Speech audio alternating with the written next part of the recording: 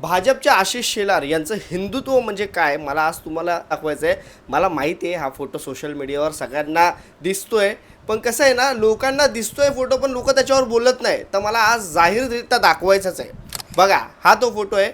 हे आशिष शेलार असतील किंवा इतर भाजपचे कोणीही नेते पदाधिकारी असतील, हे प्रत्येक वेळेला मुसलमानांच्या विरोधातच का बोलत असतात. तुम्हाला एवढाच मुसलमानांचा द्वेष आहे तर तुम्ही बोलता साला तुमच्या झेंड्यावरचा तो हिरवा रंग काढून टाका ना. तुमच्या झेंड्यावर तुम्ही हिरवा रंग पण ठेवताय, तुम्हाला मुसलमानांबद्दल द्वेष पण दाखवायचा आहे. आता ह्या यादीमध्ये दुबार मतदार जे आहेत ती काय तर बाबा रे मुसलमानांची तुम्ही पाहिली नाही असं ते सांगतायत. महेश शहा किंवा मग आता हे बाकीचे इतर जे आहेत त्यांचे मतदार जे दुबार आहेत त्यात तुम्हाला दाखवायचे नाही आहेत. बरं जाऊन दे, ते दाखवा तुम्ही नका दाखवू, पण हे सिद्ध जरी तुम्ही स्वतः केलं की यादीमध्ये दुबार मतदार आहेत त्याचा आम्हाला कुठेतरी आनंद आहे.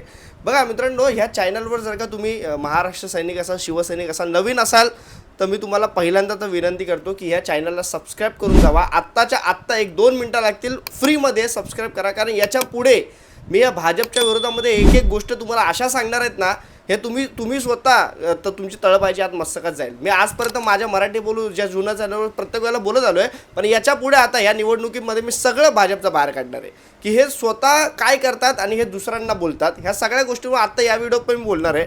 हे जी भाजपची IT सेल आहे ना, ती भाजपच्या IT सेल नाही, ही भाडकाव IT सेल आहे. याच्याबद्दल पण मी तुम्हाला सांगतो का. हे भाडकाव IT सेल जे स्वतः पैसे खातात आणि हे IT सेल चालवतात, हे मुळात भाजपचे पदाधिकारी नसतात, हे मुळात भाजपचे कार्यकर्ते नसतात. ह्यांना मुळात हिंदुत्वाचं काही पडलेलं नसतं. त्या भाजपच्या IT सेलमध्ये काही मुसलमान पण भरलेले आहेत, मी तुम्हाला हे पण सांगतो. आणि हे जे भाजपचे नेते जे बोलत असतात ना की आम्ही हिंदू आणि प्रत्येक वेळेला जर काय झालं तर पहिला हिंदूंना पुढं करतात आणि मग हे दाखवण्याचा प्रयत्न करतात की ह्यांचा जर का सत्ता आले तर ह्यांचा काही खान होईल आणि ह्यांचा हे होईल ते होईल. मग ह्या आशिष शेलारांची एक क्लिप आहे, ही पण ऐका. किसी से डरता नहीं वो कुरैशी होता है, उस अल्लाह ताला और भगवान के सामने सर झुकाता है वो कुरैशी होता है. आशीष शेलार भी आज से कुरैशी है. ये प्रिय बरादरी को मैं अपना भाई आज से मानता हूँ. मैं आपका साथ लेकर मुख्यमंत्री से लड़ूंगा. बघा, म्हणजे स्वतःनी केलं तर चमत्कार आणि आम्ही केलं तर कर.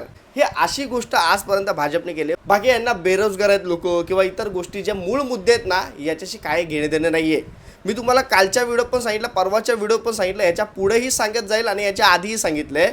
बघा, कुठलाही नेता हा धुतलेला तांदळाचा नसतो किंवा कुठलाही नेता हे तुम्ही जे बोलताय टोप्या वगैरे घातल्या, राजसाहेबांनी पण मुसलमानांची टोपी घातलेली आहे.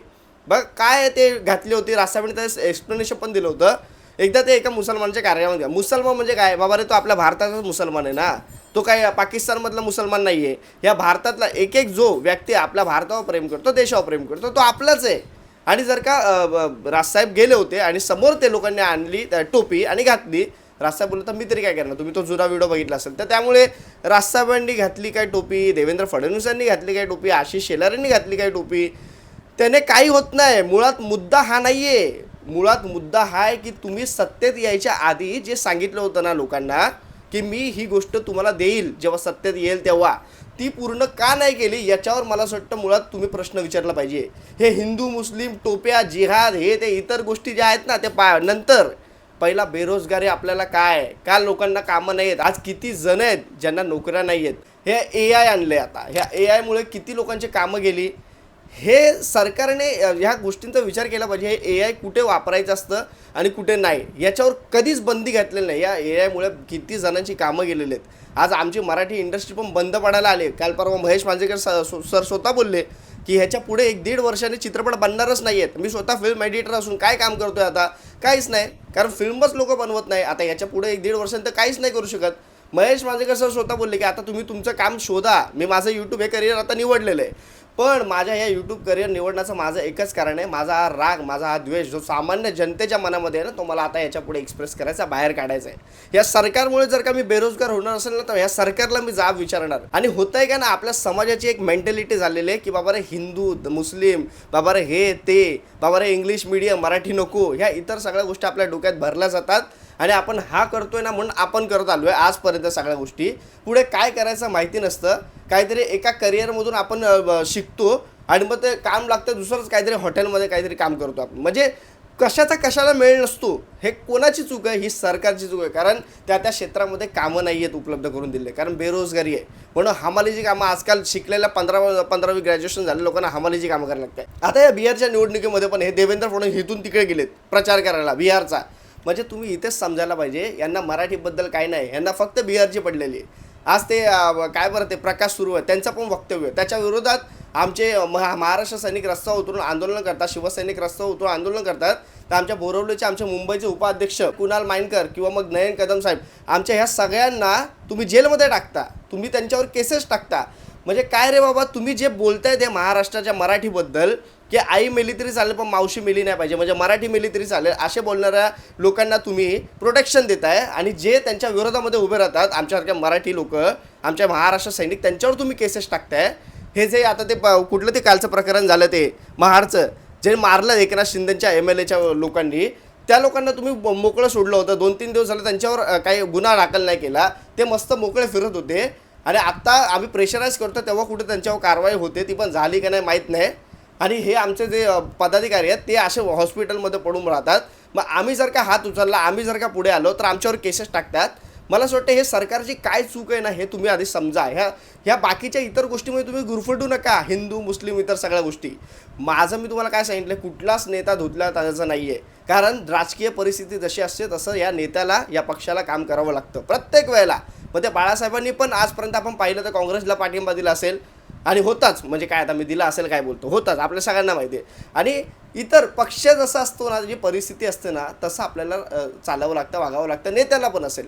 आणि त्याच्यामुळे तुम्ही ह्याच्यावर काढू नका हे काय एकमेकाची उणीधुणी, की ह्यांनी काय केलं आणि त्यांनी काय केलं, ह्याचा बॅकग्राऊंड त्याचा बॅकग्राऊंड काढत बसू नका. की बाबा रे ह्यांनी काय बोलला होता ना सत्तेत येण्याच्या आधी, ते पूर्ण त्यांनी केलं का, याच्यावर तुम्ही प्रश्न विचारा. बाकी इतर फालतू गोष्टींवर तुम्ही धर्म जात ह्या गोष्टीवर तर तुम्ही मतदान करूच नका, ही माझी तुम्हाला हात जोडून विनंती. आणि हे फोटोज व्हिडिओज काढायचं बोललं तर हा ह्यांचा पण काढेल आणि त्यांचा पण काढेल. त्याच्यामध्ये काय तर आपले महत्त्वाचे विषय गटार मिटार इतर जे सगळे आहेत ना, त्याच्यावरच निवडणुका होत चालल्यात. आणि तेच आपले विषय सातत्याने निवडणुकीमध्ये आपल्या समोर पुढे येताना दिसतात. तर ह्याच विषयावर लक्ष केंद्रित करा, एवढंच मला तुम्हाला सांगायचं आहे. आणि या यादीबद्दल जे पण पाहिलं, हे भाजपचे आता स्वतः बोलत आहेत दुबार मतदार आहेत, भले ते मुसलमानाचे त्यांना दिसले पण आहेत ना, हे मात्र नक्की.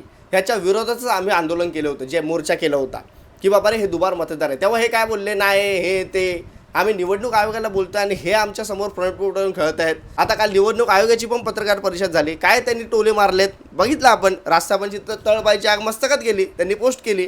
तर ह्या सगळ्या गोष्टी मित्रांनो कसं आहे, आता ते निवडणूक आयोग काय आम्ही ते काय यादी अडॅप्ट करतो. अरे तुम्ही ॲडॅप्ट नाही करत, तुम्हाला त्या मोदींनी ॲडॅप्ट केलेलं आहे. ह्या सगळ्या गोष्टी आम्हाला काय कळत नाही का? आपल्या सगळ्यांना माहिती आहे. ह्यांच्या चेहऱ्याचे एक्सप्रेशन दिसत होते का निवडणूक आयोगाच्या, जेव्हा प्रश्न विचारले तेव्हा. ह्याला विचारतात त्याला विचारतात, एक काहीतरी सांगते राज्य सरकार अंडर असतं, काहीतरी भारत सरकार असतं. काय तुम्ही उत्तरं देतायत आणि काय तुम्ही बोलतायत. त्यासाठी कुठला तरी एखादा बारका शेमडा पोरगा बसवला असतं, त्यांनी उत्तर चांगली दिली असते. म्हणजे निवडणूक आयोगाकडून ही प्रश्नांची उत्तरं अशा अपेक्षित आहेत का आपल्याला? हे काय बोलतायत, कुठे लोकशाही घेऊन चाललेले आहेत? ही लोकशाही नाही, मुळात ही हुकुमशाही चालू आहे. आणि त्याच्या विरोधात बोललं तर आतमध्ये जेलमध्ये टाकतायत, यांच्यावर केसेस टाकतात आमच्यावर. लोकांनी बोलायचं कधी, लोकांची तोंड बंद करायचं काम आहे हे सगळं. आपण ह्याच्यावर बोललं पाहिजे, मूळ मुद्दा आपण ह्याच्यावर. मला त्या भाजपच्या IT सेलमधल्या लोकांना पण सांगायचं आहे, बाबा रे तुम्ही पैसे घेऊन करताय कामं, इतर सगळ्या गोष्टी मान्य आहेत, पण हा भारत देश, पण हा महाराष्ट्र हा भ्रष्टाचारी होतोय, हा महाराष्ट्र खड्ड्यात जातोय. हा महाराष्ट्राचा इतिहास काय, आपण एकदा मराठी जर का तुम्ही IT सेलवर असाल ना, एकदा विचार करावं. पैसा काय साला कोणी कमवू शकतो. आज मलाही भाजपकडून किती ऑफर आल्यात, आत्ता पण येतात, पण मी नाही बाबा रे, मला जो योग्य पक्ष वाटतो, जे मला योग्य लोक वाटतात त्यांच्यासाठीच मी बोलतो. उद्या मला हे लोक पण जर का वाटले की बाबा रे हे असेच आहेत, तर मी त्यांच्या विरोधात पण बोलेल. पण मला राजसाहेबांवर विश्वास आहे, मी सातत्याने तुम्हाला सांगत आलेलो आहे.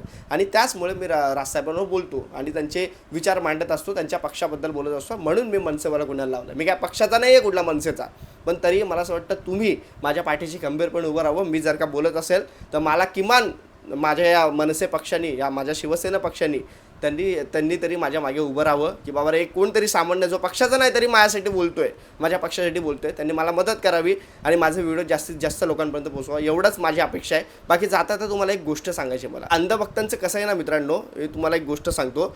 एक असतो गाढव आणि एक असतो वाघ. गाढव काय म्हणतो, हे जे गवत आहे ना ते निळे, तर वाघ बोलतो नाही हे गवत आहे ना ते हिरवं आहे. तर गाढव बोलतो नाही, बोललं ना निळे, तर तो वाघ बोलतो नाही बाबा रे हिरवं आहे. तर मग गाढव बोलतो चल आपण सिंहाकडे जाऊयात, जंगलाचा राजा सिंह त्याच्याकडे जाऊयात आणि त्याला विचारूयात. तर मग वाघ बोलतो ठीक आहे चला. मग हे लोक जातात. मग गाढव म्हणतो की सिंहराजा मला सांगा हे जे गवत आहे हे निळं आहे ना? तर सिंहराजा बोलतो हो हे गवत निळं आहे. मग गाढव बोलतो बघा ह्या वाघाला सांगा, हा बोलतो हे गवत हिरवं आहे. सिंह बोलतो की नाही नाही नाही, तो चुकीचं बोलतोय, हे गवत निळंच आहे. मग त्याच्यानंतर हा गाढव जो आहे तो आनंदाने नाचू लागतो. मग गाढव सिंहाला बोलतो की माझं ह्याने डोकं खाल्लं, मी सांगतोय ह्याला हे गवत निळं तरी पण तो हिरवं हिरवंच करतोय. मग सिंह काय बोलतो की बाबा रे नाही नाही हे गवत आहे ना निळंच आहे, तू जा. मग हा खुश होऊन निघून जातो. तर मग वाघ सिंहाला विचारतो का तुम्ही खोटं बोललात, हे गवत तर हिरवं आहे. तर मग सिंह काय बोलतो की अरे तू कोणाच्या नादाला लागतोय, गवत हिरवं आहे मला पण माहिती आहे, पण तू कितीही प्रयत्न करून जर सांगितलं तर तो गाढवच आहे, त्याला ते गवत निळच दिसणार आणि तो तेच साध्य करणार. तसंच ही परिस्थिती अंधभक्तांची झालेली आहे.